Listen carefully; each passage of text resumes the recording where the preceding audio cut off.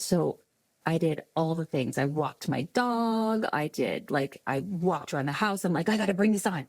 I'm like, I gotta go into labor because I didn't want to have a C-section. I knew that if it went too far, went too long, 24 hours, usually they'll try and take the baby out. So I drank a whole bottle of castor oil. Oh my gosh. No, I did that. I did that.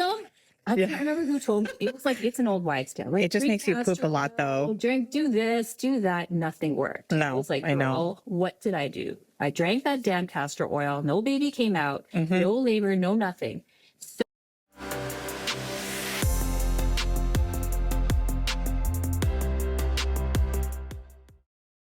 welcome to the Womanhood Lectures, where we bring you topics and discussions around issues that matter to you, the modern day woman.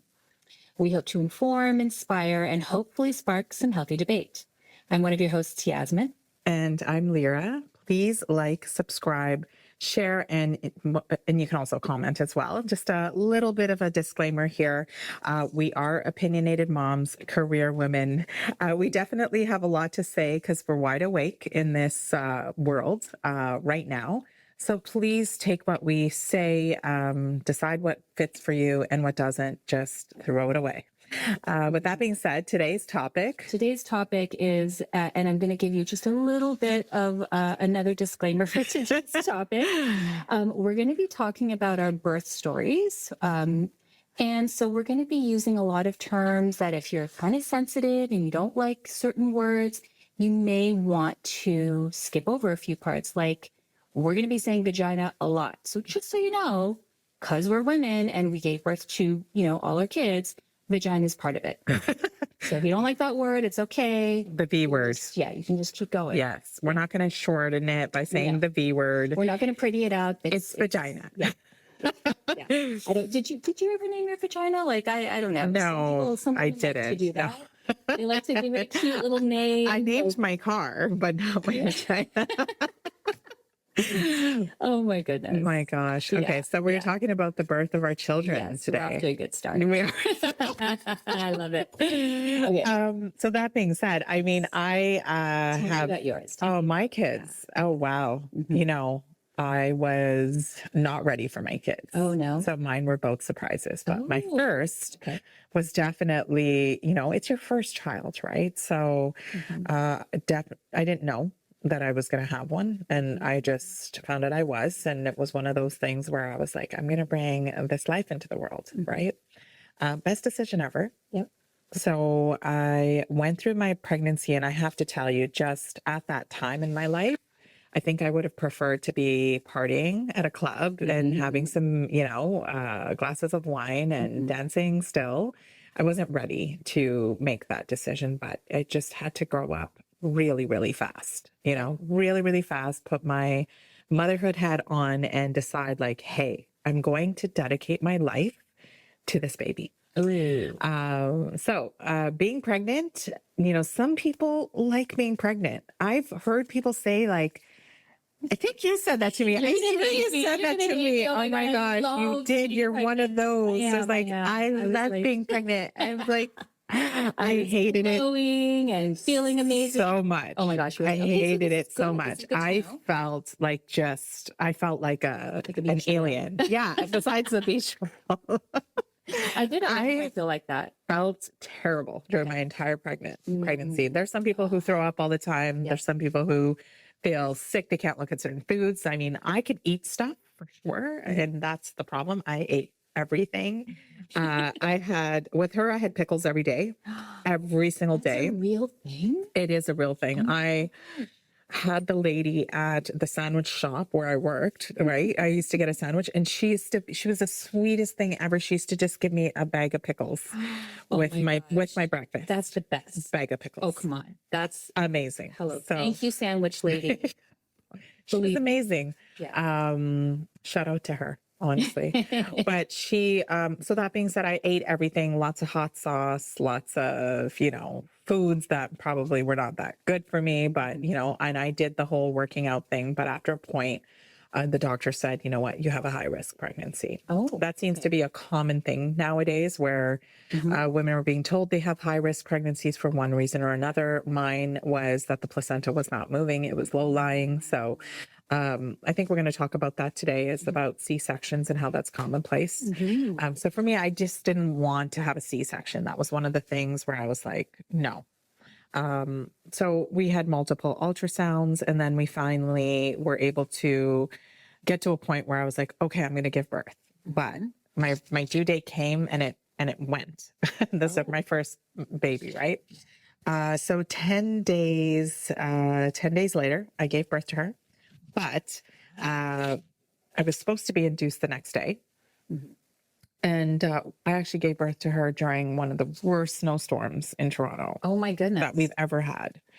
So it was December 16th, 2007. Oh my gosh. I remember that year. It was terrible. Like no one could get to the hospital. I was pretty much alone at the time, and trying to get back to where we were going. So I started to go into labor on a Saturday morning, and I was supposed to be induced on the Monday. So Saturday morning, 6 a.m., Mike's gone to work. I'm starting to go into labor. So I'm calling him like, I'm going into labor. So he had to come back, right? And I'm calling the doctor. They're like, oh, don't worry about it. Just have a glass of wine. Just relax. I'm like, how am I going to relax? I'm in labor. You have to just time your contractions, yada, yada, until they become closer together, right? But I was like, there was something inside my heart that was like, something is wrong. Oh, Something doesn't feel right, right? So probably by late evening, after trying to settle down, we're like, you know what? Because the snowstorm is coming, I'm not going to have like some sort of baby on the emergency. couch? Exactly. Like I'm not going to have this baby. goodness. I'm going to have this baby with a professional. I mean, not my mother-in-law or my sister was there. So, so we went to the hospital. Showed up, and they were like, checked me out, and they said, you're not dilated enough. How far apart were your contractions? At that point, it was less than 6 minutes, 5 minutes apart. How do you have contractions that are so close together And they wouldn't admit me. but you're not dilated? I wasn't dilated. How does that? I know the science behind it. Bizarre. So they wouldn't let me in until I was 3 centimeters dilated. So at this point, I was still 1 centimeter. So I stayed at the hospital, just in the hallway, like walk in the hallway, doing squats every so often. Every time I had a contraction, I would just squat it through. And finally, they admitted me after I was 3 centimeters. And then we still in labor. Got some drugs, which made me feel so much better. Good stuff. That's good stuff. And that again, I know that's invasive for a lot of people. And for me, it was a decision just after that length of time. But also what ended up happening to me was they were going to do an emergency C-section. Oh, okay. Because they couldn't find her heart rate. And, it was like one of those moments where they dressed up Mike ready to go into surgery. I was like, oh my gosh, I'm going to have this C-section. And I really didn't want to. I wanted to have a vaginal birth, right? I wanted to have an actual vaginal birth. So they trolleyed me down, they moved me around, and they said, oh, we can't find her heart rate. And I was in tears, like I was not ready to do this. And then they were like, you know what? I think we found her heart rate. We're gonna still, be on your team here and get you back in there, and we'll monitor and see what's going on before we make any moves. So I finally gave birth to her the next day at 8:30 in the morning on a Sunday. So how long had you been in labor then? 26 hours. Okay. 26 hours. I know you beat me. 45. We'll get to that. Yeah. That's a lot. 26 hours was a lot for me. I definitely was thinking I need a burger. I need like something to eat. So, like nothing was going in, like nothing was staying in. I would try to eat something or drink something. Nothing. You can't. You just can't. But the experience was beautiful. And then you just have a baby. You have a baby in the world, right? Yeah. Was it scary at all for you? I think first time, right? And my first child, yes. I mean, I think it's scary for a lot of moms where it's like, oh my gosh, like I have this life, but it's the most beautiful thing. And you do forget the pain after you do, although it's very painful. But I think for me, I was at that moment, I was just so happy. I was just so elated. But they did have the cord, the actual umbilical cord was around her neck. Oh, So every time I wow. pushed and then they realized that they had to take the cord So from did they around have her to neck. reach in and do that? They had to, like, when she was Kind of halfway. kind of halfway out, they had to take it out and put it, Oh, wow. Oh yeah. my God. So interestingly, my second child, her cord was in a knot. Oh my gosh. So it was completely different. She was definitely doing somersaults in there for sure. Like, but I guess during that whole You just experience. don't make it easy for yourself, girl. So my second was breech. Oh, wow. Okay. She was a breech baby. So again, it was one of those things where, C-section, right? C-section is probably going to be inevitable. So at what point does the doctor say this to you? Like, how far along are you? Is this halfway through your pregnancy where they're like, no? So it have was to during the consider this. ultrasound. It was during the ultrasound, but definitely when we were doing our appointments, we realized she hadn't moved at all. So what I opted for at 39 weeks, because I was, 39 weeks, and it was interesting because we're going to the hospital. I have my bags packed, and what's interesting is my husband is making plans for the evening, and I'm like, who are you making plans with? We're gonna have a baby Really? tonight. Yes. Gosh, that's hilarious. And he's like, Why did he just think that he thought that I was just going to go, no, because I was going to do an ECV. So an ECV is when they actually physically move the baby. It's Oh, they turn the baby. they turn the baby around, right? Physically. Yeah. So Do they do that on the, see, I've heard people talk about this. So do they put their hands on the outside of the belly to do that? they do. So it is extremely painful. Whoa. However, it was me, it was very short. She came in, she just went right in and started to just like play with the head and move it around on my belly. And I was like, I need medication. Like I need drugs. That must feel right literally like an alien, like just like, whoop, like outside manipulating the baby. Right. I mean, that's miraculous that she could do that. Though. She left the room. She was like, oh, I think this is going to be very easy. So she leaves the room. Yeah. Okay. And then all of a sudden, all these nurses come running in. They're like, code blue, code blue. They like check to see, they put a ultrasound on, and they're like, oh, she moved On her own? on her own. So doctor comes in, is trying to manipulate her. Yes. It was like and a then matter of takes minutes. A break Yeah. and says, I'm going to come back. I'm going to come back. We're going to get you some, stuff to make you feel a little bit better about this attack that we're going to, we're going to attack your belly, right? Figure out pain medication for you. Figure out what we're going to do to prepare me to like move her, right? Okay, yeah. And again, Mike is making plans.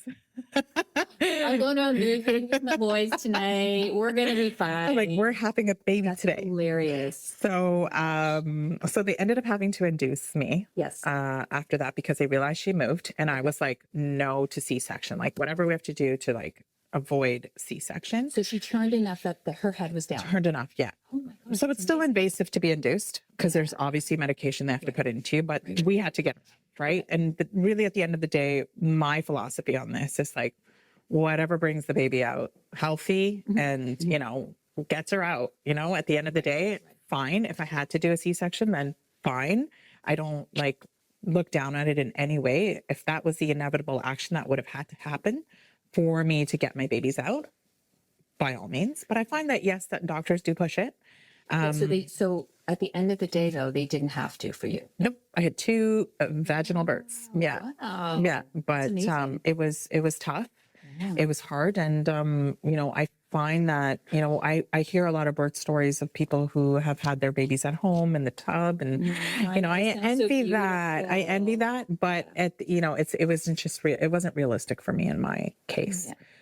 I did work with, during my first pregnancy, I did go to this yoga place that had a doula who would run programs. And I really got to get in touch with my birth story. I know I spent, you spend a good chunk of time, especially when you know it's high risk, and especially when you know that, oh my gosh, my baby's breech, how's this going to happen? Like, because there's a lot of fear involved in that, right?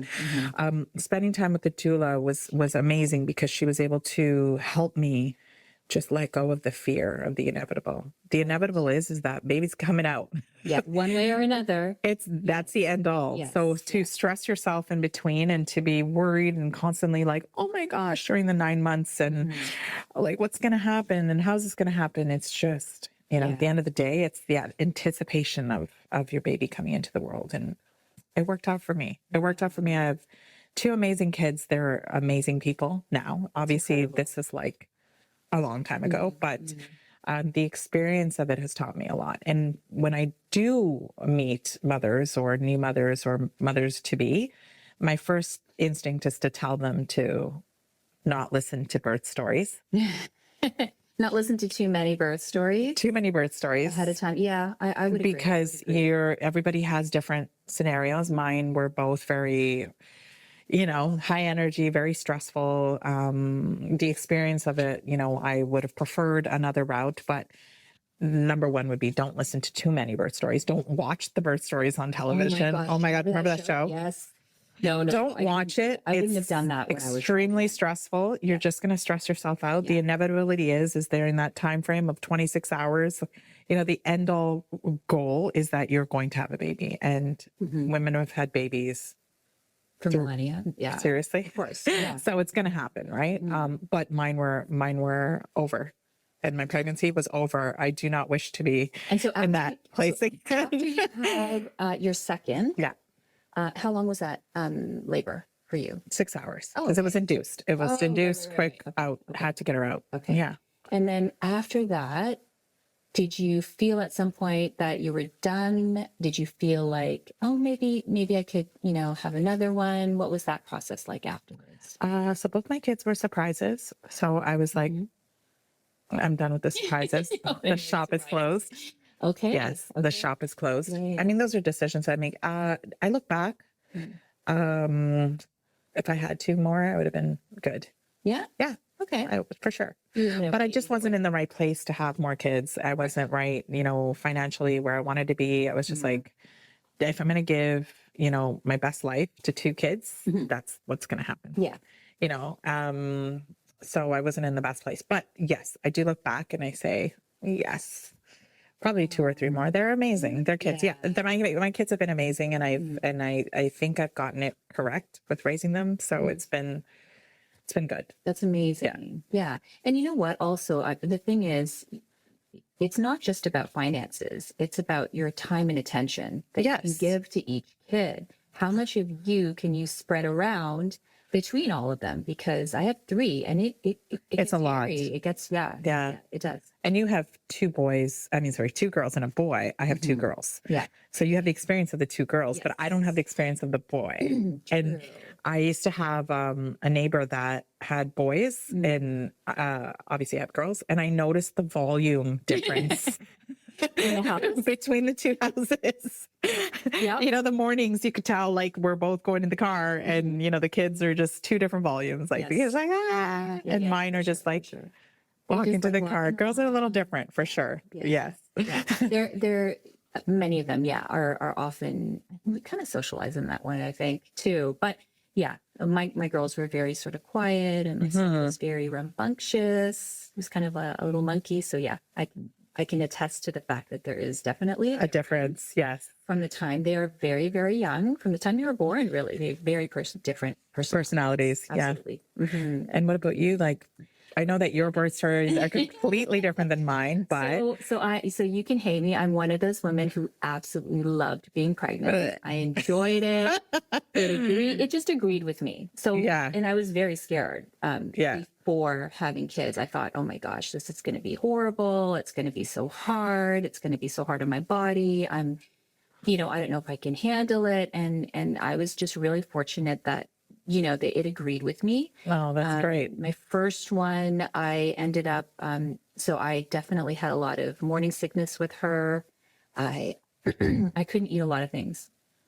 Definitely. So I'm the opposite. You know how you were saying, like, I just really wanted to eat a lot of different things. And mine was like, I can't eat anything. Don't bring that near me. I was like, oh. Have you ever projectile vomited? I did. Like, it was like, really? Yeah, like exorcist, like across the room. Yeah. I think I just avoided so much stuff that it never got to that point. Okay. But I couldn't, for most of that pregnancy, I couldn't go to a mall because I couldn't stand the food court smell of the food court. I couldn't stand anything fried. I couldn't, like, just smells and all kinds of stuff. I was just like, oh, like, give me some lettuce. I'm done. And like, it was kind of fun. Actually, towards the end, it was better. Towards the end, it was better. Like, your second trimester is usually a lot easier.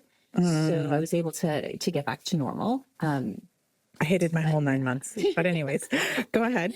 Oh my goodness. Oh my goodness. Funny thing with her is the night before she was born, or maybe 2 days before she was born, she was kicking this one spot in my stomach nonstop. And like to the point where I was like, what is going on? And it was just like boom, boom, boom. And then at one point I felt this little like pop in my stomach. And I thought, that's odd. And then she just stopped. And I was like, I went to bed and the next morning I was leaking. So she had actually broke my water that night. Wow. With her kicking. And, but I didn't go into labor.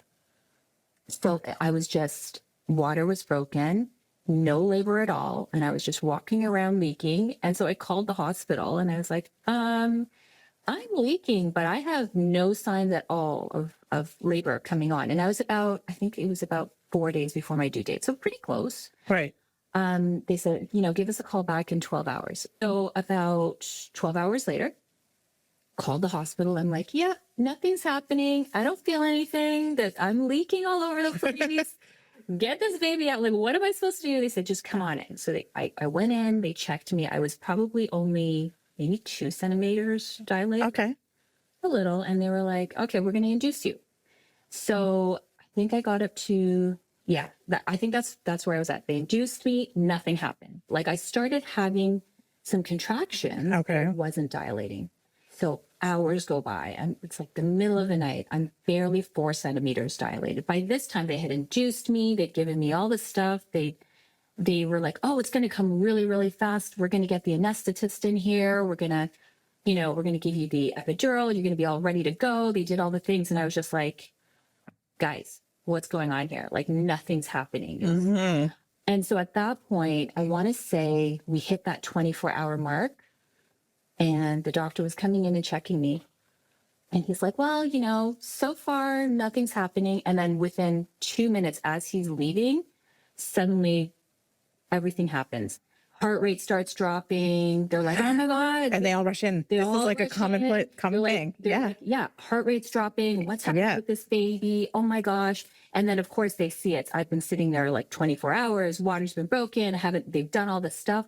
And I swear to God, it took maybe 7 minutes and I was in the OR, like just like that. Like literally they were like, get this baby out. And so it was definitely a scary moment for me because one, I didn't want to have a C-section. 2, it happened so quickly that I felt like I didn't even have a moment to actually think. And they were just like, nope, we're taking this baby out. So of course, like, I don't know anything about C-section. I had not prepared at all for that. Okay. I was so focused on like, I'm going to have this, vaginal birth. I'm going to do this. I'm going to do that. I had my, my plan. So I end up in the OR and all I hear, you've never gone through this, but literally they put this sheet up. Right. So I'm not seeing anything. All I can hear is, no joke, it sounds like construction tools. Oh my gosh. The buzzing, I was like, what the F are they doing to me? And of course, my husband's in the room and he's all, bound up. Yes. He says, he looks over and all he sees are my guts on the table. Like, he's like, I will never be able to look at anything related to a hospital again, because he literally was like, I don't know what was there, but it was guts. It was like all kinds. I'm like, they do that? They take everything out? Of course they do. They have to take everything out of place to get to they have to go through the muscle. They have to get to the uterus. They're like moving your intestines out of the place and all this stuff. I had no idea. I was just like, what? What do you mean? My guts were on the table. And so really, I've never heard this. They had it real quick. And then I guess they kind of put you all back together and they have to sew you up through like 4 layers of whatever, muscle, skin, tissue, all this stuff. And and then I had her in my arms and it was really beautiful after that. I was so happy, just really, really happy. grateful. Yeah. Really grateful that she was there and she was fine. And, there was no issues. She had a little bit of jaundice for a couple of weeks after, but it wasn't anything that I had to stay in the hospital for. And again, the recovery was I didn't think anything of it. I didn't think, you don't think about it, but it's major surgery. It is. Right? And it's hard to recover, right? It takes what, like 2 months? Yeah, it took like 6 to 8 weeks. And I actually hurt my back after because I was trying to do too much too soon, not Yeah. thinking about it. Right. So it did actually hurt my back after. So it was a really hard recovery. And I kind of swore to myself after, I'm like, this is not happening. Like, there's no way I'm going to have another C-section. But when I got pregnant again with my second, that was the first question that they asked me. And because my girls are not quite 2 years apart, when you're in that window of under 24 months and you get Right. pregnant again, or you're going to deliver again, it's really not, it's not really recommended to try and have a vaginal birth. But I kind of fought with my doctor about it, and I was like, listen, we have to do this. Like, I really have to try. And it's called a VBAC. So if you had a C-section and then you want to do a vaginal birth after for any of Right. your subsequent pregnancies or deliveries, then it's called a VBAC. So I'm like, I'm doing it. I don't care. And I was just like, all the way up until she came, they were like, are you sure? Are you sure we can schedule it? Are you sure you don't need this? You might need this. And I'm like, nope, nope, nope, nope, nope. And I really like it. It was interesting because I kind of felt like I had to fight it all the way through. Right. So yeah, so then when I was pregnant with my second, it was fine. Had a good pregnancy. Same thing, like, kind of agreed with me. I had different symptoms. I wasn't quite so sick the second time around. So I got to eat a little bit more. And then when I delivered her, I was in labor for 45 hours. Oh my gosh. Like, I don't even know how I survived that because I was literally on no sleep. And it's not like, And you can't eat during that time eat, either. I'm tired. Yeah. And like you're trying, and I'm trying to push things along. And then I had this Right. added stress of like, I just don't want to get in the OR again. I just don't Yeah, want I to do know. this again. I'm like, I'm going to push this baby out. Like, if it kills me, right? And so it took 45 hours. And for most of that time, the pain was about 5 minutes apart. Like, Wow. and it was kind of crazy. I'm like, how am I not dilating? Because it just took so long for everything to happen. So anyway, Right. I eventually went in. This time we were in a different room. So no OR. I was actually going to be able to push her. But my poor husband, like, I think after the first experience, he was just like, I can't You can't deal watch with her. this. Yeah. No. He was pretty stressed about it. And I remember at one point I heard the doctor saying, I think you should leave the room for a while because you don't look so good. We kind of have to deal with her right now. And if you need some care, maybe just go sit outside for a bit. So we had to sit outside for a little while and just kind of get his bearings. But he came back in, obviously, when I was actually delivering. So it was really beautiful. But that was very long, very, very tiring. And she was so strong. Like, she just came out so alert, and I was so happy that I was able to actually deliver her. Oh, that's great. Yeah. And I opted for an epidural with her as well. I think by the time I hit like 30 hours, I was like, God, please just take me. I don't care what you put in me now. Just get this baby out. I'm too tired. I don't know. I was like, That's really what it is. Like, you're not, when you're in labor that long, you're just exhausted. It's the pain and it's the exhaustion more than anything else. I'm like, I think I can handle the pain, but it's just, you get so tired. So tired. Just from being up and trying to move and trying to, do stuff. Yeah. So that was her. And then with my last one, he was my biggest. He was my biggest baby. Yeah. And it's funny because I think they didn't realize that. I mean, for my size, he was kind of big. He was, I want to say, almost 9 or 10 pounds. Wow. Yeah. Okay. Yeah. And and it was much easier with him. So it's by the third baby, I think a lot of my friends are like, oh, that baby's going to pop out in like 2 hours. I still have 14 hours of labor. Oh my. So I'm pretty sure. You just never have it easy. I'm pretty sure. Yeah. So the pregnancies are great with me. The deliveries are not so great. But I was able to actually do another vaginal birth with him. Okay, that's great. So that worked out well. But I was tired. I can imagine. Tired by the time third baby came. And for me, I really had this longing, like after I had my second one. So I'm like, the two girls, they were close together. And I thought, this is beautiful. Like, this is perfect. But about a year or two after I had my first one, my second one, I just thought, you know what? My family just doesn't feel complete yet. So yeah, so then we ended up going for the third. And it wasn't because I was trying to have a boy, because I know a lot of people ask me that. But no, it just didn't feel totally complete. And then after he came, like it really did feel Complete it. complete. Yeah. Yeah, I felt like the family was just, I don't know, fuller, like it was whole at Yeah. that point. So it was really, really beautiful. But then, you know, motherhood with 3 kids under 5 is quite a bit. Yeah. Yeah, it's quite busy. So Yeah. I'm listening to your stories and I'm just like, yeah, I'm like, wow, you know, we're just amazing. Like women are just amazing to be able to do and to bring life into this world. And then they actually become people and they actually exist and they're drive us mad. But at the end of the day, they're just beautiful, beautiful creatures, right? But then I'm also listening to you and I'm like, wow, like we're very inundated by doctors. I mean, when I was during my first pregnancy, it was like, you know, you need to do this test and, you know, this genetic testing and this, there's constantly so much inundation of things that I feel are not necessary. You know what I mean? It's not necessary. Yes, to have the conversation about how you want to birth your child for sure. I just think some of the steps and some of the things that are being pushed, it's a lot. It's a lot on women. Do you feel that there's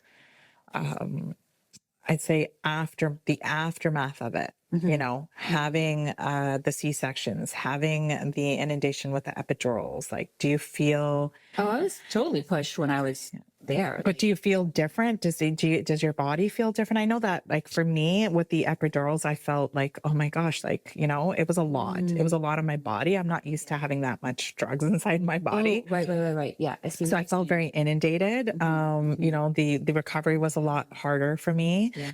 Some people have issues with their back, their lower back, where they actually had the needle done. Absolutely. And then also with C-sections, there's a lot of people who are just getting pushed into it.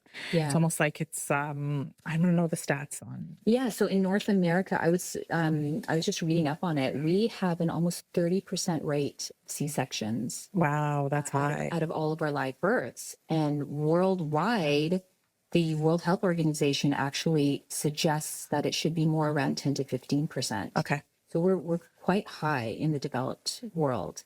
I think some of it has to do, maybe in the Western world, we also have our babies a little later, a lot of women wait. Okay.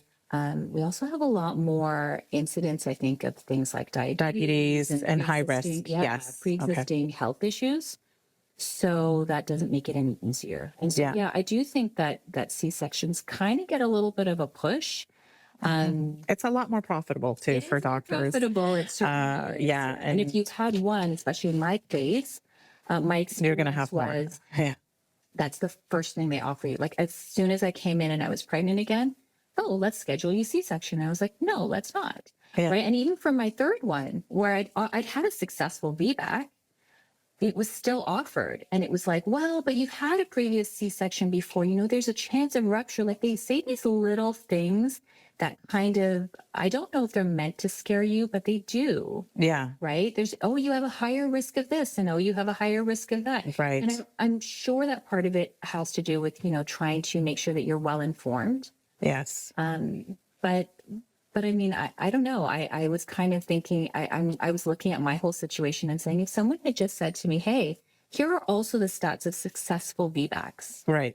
No one ever offered me that information. I had to go out and look at that. I had to stick to my guns. Right. So I kind of felt You had to force the situation. Yeah, Same with me. I had to stick with my guns as well. And I was like, no, you know, to the point where every time I'd go for a visit, I would feel like, I have to answer no again. They're going to ask me again. So, you know, I do feel like we are inundated quite a bit and we have so much already we have so much to worry about already. So if I could look back and if I could do it all over again, if I wasn't in a high risk position, again, I didn't have diabetes or any other incidences. I just had, like I said, my second one was breech. Right. And the first one, I had a low lying placenta as though it was blocking vaginal delivery. But, you know, those were the only two things that I experienced. But those experiences alone created so much for me. But if I could do it again, it would be, would you do it with a doula? Or I would do it with a midwife. I would do it in my home and I would do it, au natural. Yeah. Yes, 100%. Maybe a water birth. Yeah. Yeah. I would have loved to experience something like that. I think I Yeah. was too scared after my first one Yeah. to kind of feel, okay, I should actually at least be in a hospital. Yes. But yeah, I think that There's was so much really fear already, you know, I had for a friend sure. who did both her births were home births. Yeah. Yeah, amazing experience. But you know what? However, again, like you said before, however that baby It gets comes out. healthy it. and you're okay. There's an end goal here, yeah, and the end goal is to have that thankfully. baby, right? Right. And then there's also the stats when you had mentioned C-sections. They actually are not supposed to be pushed. It is actually healthy for you to have a vaginal birth. If you can, absolutely. It is Absolutely. I healthier. think it is better. I mean, we're designed to do that, right? Right. Like the human body can manage that. Right. And that's what we're kind of designed for. So I don't know. I'm a huge advocate for natural births. Obviously if that, you know, it's nice to be here where you can get medical attention if you need it. For sure. Yeah. So On for less inundation, you know that. less inundation. I'm for less Yeah. everything. Less everything, Less just- interference in my life. Yes. To live my life. But yeah, but I am grateful that, you know, that I had the option Yes. and the opportunity. But I do also feel like once you're kind of in that queue and things become very medicalized for you, it's very hard to get out of it. Yeah. It's very hard to tear yourself out of that system. So I don't know, but yeah, but I think that's remarkable. We had two totally different experiences. We did. And now it's like now it's just grandchildren, right? We just don't worry about babies anymore. no. Well, not anytime soon. Oh my goodness. Can you No, imagine? not anytime soon. But that's what I I'm the look granny forward that to. keeps talking about vaginas. Sorry. Sorry. Funny. Anyways, all right. Well, I guess That was fun. That was something beautiful. different. We weren't like jibber jabbering about like trad wives and submitting to our husbands and some crazy State of the topics. world. We just talked about our babies. Yeah, Because we have babies. I love So, it. Yeah. I love it. Well, thank you guys for joining us today. And please remember to like, share, and subscribe to our channel so you can hear more fun stories and less about vaginas next time around. We promise. From us. Promise. All right.